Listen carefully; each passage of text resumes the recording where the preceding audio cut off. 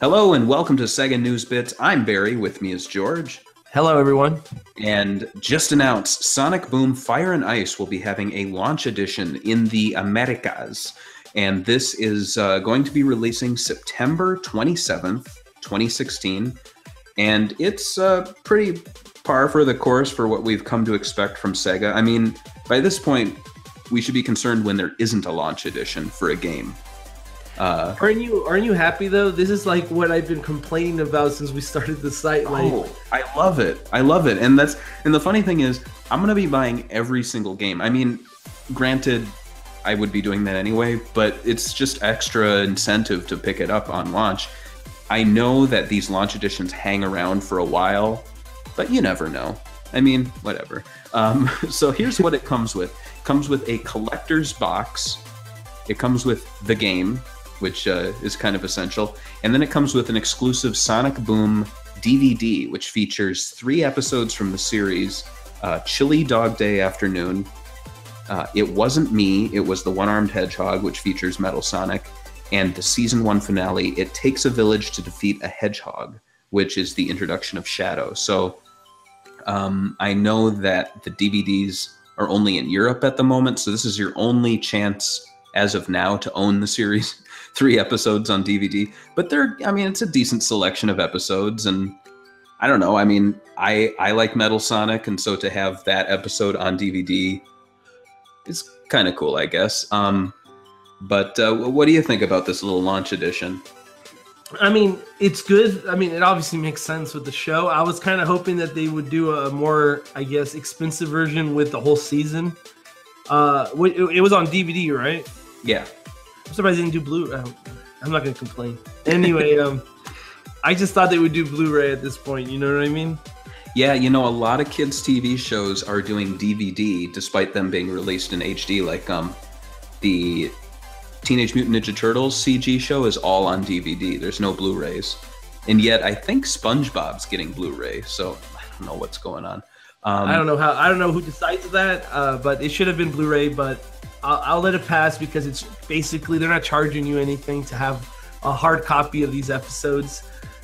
Right. And, you know, I've seen some people complaining, it's not too much of a collector's edition. Well, it's a launch edition. It's not a collector's edition. I mean, the term collector's box it's just a box to hold the things. The Hatsune Miku Project Mirai DX, which was actually, I think, the first launch edition that we received that kicked off after the acquisition of Atlas, that also came with a box. So it's similar to that. It's cool though. You know, it's the same price. That's the great thing. It's the same price as any other edition. It's not like they go, oh, you get a DVD for $10 more. It's $39.99. So there you go. Another bit of news from this is that the game will indeed be playable at this year's E3. And so there's that. I know the news media and a lot of people on like non-Sega specific forums were freaking out that Sega wasn't at E3. They don't have a booth, but they do. It's the Atlas booth, which Sega of America is going to be sharing. So it'll be playable there. Do you think this will this and Yakuza 0 will be enough of a Sega presence, or do you think it needs more? No, I think Sega's going to need more than 2 games. I think this is kind of like their rebuilding year. You know, how football teams suck for a couple of years when they have new management. Yeah. I think they shouldn't have went to E3 this year. I think it was a mistake. I think they should have stayed. But again, I don't know. Maybe if they have a new Sonic game, that will kind of erase everything for people. But I think a lot of people really want that new Sonic game. But Sonic Boom and just this game and Yakuza 0 is just too little. I mean, just 2 titles?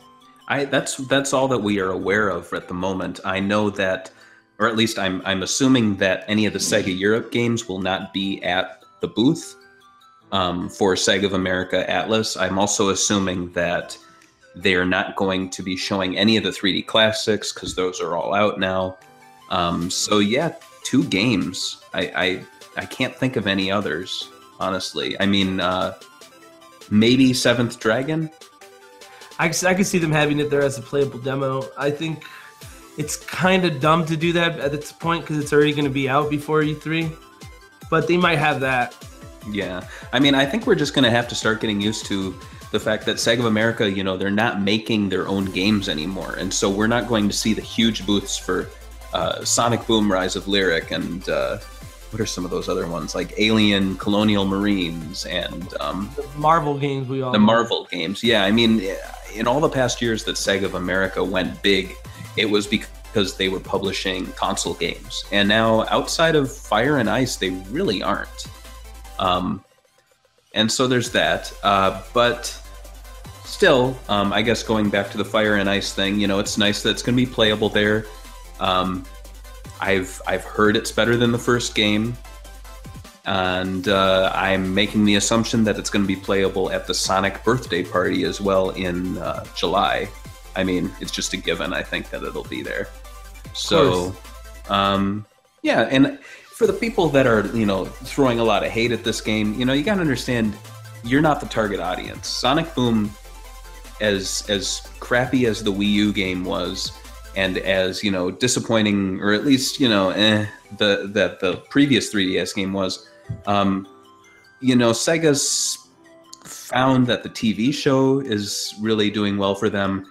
The toys, I honestly can't say, but the TV show definitely, and I feel like they want to try it again with the games, and so I'm going to give them a chance on this one. I think check it out. I think everybody should give them a chance. I think we're going to have enough time to whine about this after the game comes out. Yeah, and let's be honest, you know, there were a lot of DS Sonic games in the past that were made by, what was that, Dimps. And so, you know, the idea of third-party handheld Sonic games is nothing new. And to be honest, some of those Dimps Sonic games weren't all that great. I mean, what, like, what was that, Sonic... The one with where he's like in Australia. Oh man, I'm blanking on the game name.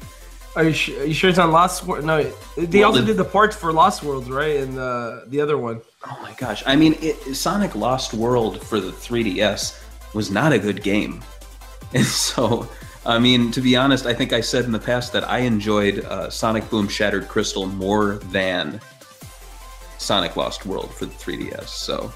You're gonna get people started. Let's close it up. All right.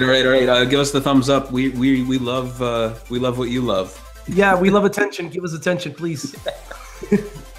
And actually, if you want to give us some attention, we're going to be at the Sonic birthday party. So if you hear our voices, seek us out, because we're not showing you what we look like. We could give us a manly handshake. Yeah. Stare us straight in the eyes and say, "I love your content." If you'd like more SEGA news, check us out at SEGAbits.com. And also, don't forget to like, subscribe, comment, and follow us on all our social networks.